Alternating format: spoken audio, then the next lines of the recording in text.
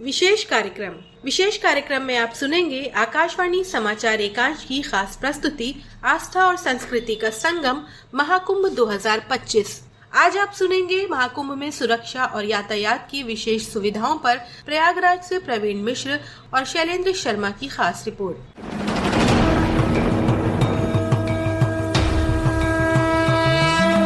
महाकुंभ विश्व को सनातन भारतीय संस्कृति से साक्षात्कार कराने का सुअवसर है। करोड़ों श्रद्धालु 13 जनवरी से शुरू हो रहे इस आध्यात्म संस्कृति परंपरा के महा आयोजन के साक्षी बनेंगे। इस बात को ध्यान में रखते हुए यहाँ आने वाले संत महात्मा देश विदेश के श्रद्धालुओं के लिए हर तरह की सुविधा को लेकर प्रदेश सरकार पूरी तैयारी कर रही है। प्रदेश की योगी सरकार स्वच्छ महाकुंभ की सोच के साथ काम कर रही है। मुख्यमंत्री नियमित प्रयागराज का दौरा कर रहे हैं और हर विभाग की समीक्षा के जरिए ये तय कर रहे हैं कि सभी काम समय से पूरे हों। मुख्यमंत्री ने अधिकारियों को निर्देशित किया है कि नियमानुसार सभी को आवश्यक सुविधाएं उपलब्ध करा दी जाएं। स्वच्छता, सुरक्षा और सुविधा पर पूरा ध्यान हो। युद्ध स्तर पर कार्य चल रहे हैं और उस कार्यक्रम को हम समयबद्ध तरीके से आगे बढ़ा रहे हैं। मुझे प्रसन्नता है कि यहाँ पे केंद्र और राज्य सरकार के विभागों के बीच, राज्य सरकार के अलग अलग विभागों के बीच बेहतरीन कोऑर्डिनेशन के साथ महाकुंभ पर्व की तैयारी भव्य स्तर पर, युद्ध स्तर पर आगे बढ़ रही है। सुरक्षा की भी पुख्ता व्यवस्था की गई है। प्रयागराज मेले में पहली बार आपदा मित्रों की तैनाती भी होगी। एनडीआरएफ और एसडीआरएफ के साथ साथ आपदा मित्र भी इस पूरे मेले में श्रद्धालु जनों के सहयोग के लिए यहाँ पर अपनी सेवा प्रदान करते हुए दिखाई देंगे। यहाँ पे हर संस्था का सहयोग लिया जा रहा है, हर संस्था को सहयोग के साथ जोड़ा जा रहा है और प्रयागराज के पास तो एक अवसर है कि आतिथ्य सेवा का एक अद्भुत उदाहरण एक बार फिर से प्रयागराज प्रस्तुत करे। प्रयागराज की सफल स्टोरी के लिए आप लोग प्रयागराज की ब्रांडिंग कर सकें, इसके लिए मैं आप सबका आह्वान करूंगा। उत्तर प्रदेश का पर्यटन विभाग भी विश्व पटल पर महाकुंभ के जरिए देश की सनातन संस्कृति को पूरी भव्यता और दिव्यता के साथ पहुंचाने का प्रयास कर रहा है। पर्यटन मंत्री जयवीर सिंह ने बताया कि इस बार के महाकुंभ में स्वच्छता के विशेष इंतजाम किए गए हैं। कुंभ डिजिटल रूप में लोगों के सामने आएगा और हमारी संस्कृति और विरासत पूरे विश्व में पहुँचेगी। दुनिया का सबसे बड़ा आध्यात्मिक, सांस्कृतिक और सामाजिक उत्सव है जो तमाम देशों की जितनी आबादी नहीं उससे ज्यादा यहाँ लोग गंगा, माँ यमुना, माँ सरस्वती के संगम पर डुबकी लगा के अपने जीवन को धन्य करने का काम करते हैं। सनातन परंपरा, आदर्श और संस्कृति का सबसे बड़ा महोत्सव है ये, और इसको अद्भुत, अलौकिक, भव्य, दिव्य बनाने के लिए हम लोगों ने प्लास्टिक मुक्त करने का, आधुनिकतम तकनीक के साथ सुरक्षा, संरक्षा और सुविधाओं का विकास करने के उद्देश्य से सारी व्यवस्था देने का काम किया है। सरकार की मंशा के अनुरूप ही प्रदेश के सभी विभाग महाकुंभ की व्यवस्थाओं में लगे हैं। सुरक्षा का विषय बेहद महत्वपूर्ण है। प्रदेश के डीजीपी प्रशांत कुमार ने बताया कि क्षेत्रफल और बुनियादी ढांचे की दृष्टि से इस बार अधिक तैयारियां की गई हैं। पिछले कुंभ मेले की तुलना में इस बार कुछ नई चीजें भी की गई हैं।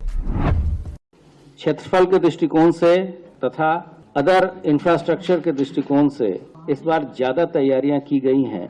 ये देखते हुए कि पिछले कुंभ से इस बार कुछ नई चीजें भी ऐड हुई हैं। उत्तर प्रदेश में लगभग 200 करोड़ के इक्विपमेंट सिर्फ डिजास्टर, फायर तथा लोगों को डूबने से बचाने के संबंध में जो उपकरण इत्यादि होते हैं उसके लिए किए गए हैं। मैन पावर के अतिरिक्त सभी पूरा मेला क्षेत्र सीसीटीवी कैमरे से आच्छादित होगा जो कि एआई इनेबल्ड होगा। जो हमारे यहाँ श्रद्धालु आ रहे हैं, हम लोग 7 स्तरीय सुरक्षा व्यवस्था सुनिश्चित कराएंगे। सोशल मीडिया प्लेटफॉर्म्स पे भी हमने अपनी प्रेजेंस बढ़ाई है तथा ऐसे मैलिशियस कंटेंट्स, ऐसी चीजें, भ्रामक कोई भी प्रचार प्रसार पे हम कड़ी नजर रख रहे हैं। के लिए हम लोगों ने अभी हाल ही में एक नया कुंभ से रिलेटेड डिजिटल वॉरियर का कंसेप्ट भी शुरू किया है।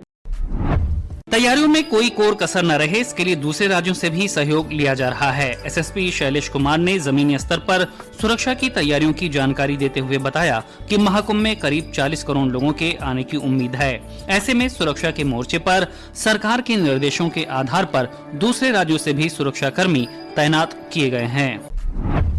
महाकुंभ 2025 की सभी सुरक्षा व्यवस्थाएं चाक चौबंद है। हमने न सिर्फ प्रदेश की बल्कि देश की जितनी भी पुलिस बल है, अर्धसैनिक बल है और जो विशिष्ट हमारे बल है सबको मेला में लगाया गया है। सोशल मीडिया पे और इंटेलिजेंस सभी सूचनाओं पर हमारी नजर है और सभी हमारी पुलिस व्यवस्थाएं उसी हिसाब से की जा रही है। 12 साल के इंतजार के बाद महाकुंभ की ये पुण्य घड़ी आई है। इसमें शामिल होकर हर कोई जीवन धन्य बनाना चाहता है। बड़ी संख्या में लोग यहाँ पहुँचेंगे। लोगों को खास तौर पर शाही स्नान के दिन यहाँ आने में साधनों की कमी न हो, इसकी भी तैयारी की जा रही है। अपर मेलाधिकारी विवेक चतुर्वेदी ने बताया कि पीक दिनों में महाकुंभ मेले में आने वाले श्रद्धालुओं की सुविधा के लिए परिवहन विभाग ने लगभग 6000 बसों की व्यवस्था की है। महाकुंभ 2025 के अवसर पे श्रद्धालु तीनों पीक डेज पे आएंगे उन इवैक्यूएशन के लिए। परिवहन विभाग ने करीब 5000 से 6000 बसेस, रोडवेज बसेस की व्यवस्था की है। इसके अतिरिक्त 550 इलेक्ट्रॉनिक बसेस भी चल रही हैं मेले अवधि के दौरान। 3 अस्थायी बस स्टैंड बनाते हैं, एक कछार की तरफ है, एक झूसी में रहता है और एक नैनी में। 550 इलेक्ट्रिक बसेस का भी आना है और वो पूरा मेला अवधि में पूरे संपूर्ण शहर में उनका निर्धारित रूट है, उस पर भी चलेंगी, जिससे आम श्रद्धालुओं को सहूलियत मिलेगी। महाकुंभ को लेकर परिवहन विभाग ने खास इंतजाम किए हैं, तो हवाई मार्ग से आने वालों की सुविधाओं को भी बढ़ाया गया है। प्रदेश सरकार में मंत्री नंदगोपाल गुप्ता नंदी ने बताया कि कुल 6 एरो ब्रिज के साथ प्रयागराज हवाई अड्डे को अपग्रेड किया जा रहा है। एयरपोर्ट 6 एरो ब्रिज के साथ अपना दिव्य और भव्य रूप ले रहा है, उसका एक्सटेंशन हो रहा है। प्रयागराज नाम ही नहीं बदला, पूरा प्रयागराज का स्वरूप बदला है और अब 6 एरो ब्रिज के साथ ही सीधा लोगों को बस पे आना पड़ता था, पैदल आना पड़ता था। एरो ब्रिज पे फ्लाइट लगेगी और एरो ब्रिज के साथ सीधा आ जाएगा और लगभग 23 से 25 शहरों से जुड़ रहा है सीधा प्रयागराज और उसकी कैपेसिटी भी डबल से ज्यादा हो रही है। बहुत सारे चार्टर्ड फ्लाइट यहाँ पर पिछले कुंभ में उतरी थी, उससे डबल ट्रिपल अभी से ही लोगों की क्वेरी आ रही है, उससे अंदाजा लगाया जा सकता है कि बहुत सारी फ्लाइटें यहाँ पर उतरेंगी। चार्टर्ड फ्लाइट जो खुद प्राइवेट लोग अपना प्लेन लेकर के आते हैं, इसके अलावा कमर्शियल फ्लाइट भी बहुत सारी रहेगी।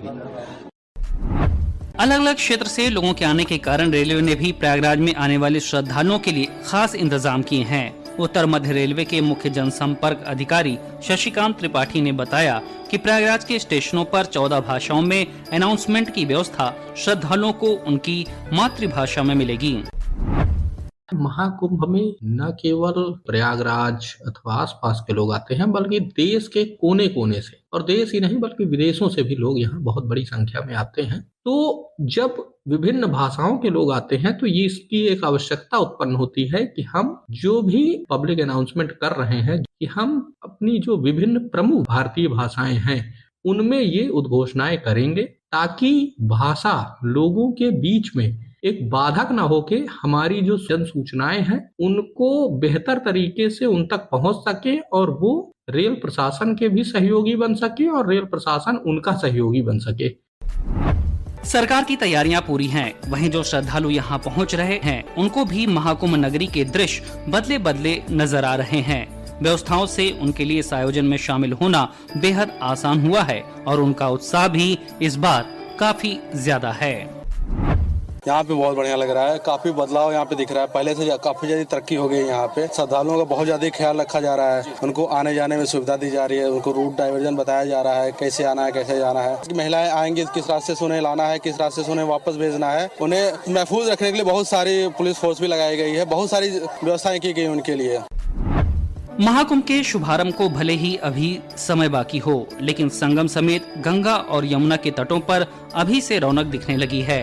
अखाड़ों की पेशवाई और देश विदेश से संतों के आगमन के साथ ही ये धरा अलौकिक छटा बिखेर रही है। तो सरकार की गतिविधियां भी तेजी से आगे बढ़ रही हैं और महाकुंभ क्षेत्र पूरी तरह सज संवर कर तैयार है आध्यात्म के सबसे बड़े दिव्य और अलौकिक आयोजन के लिए।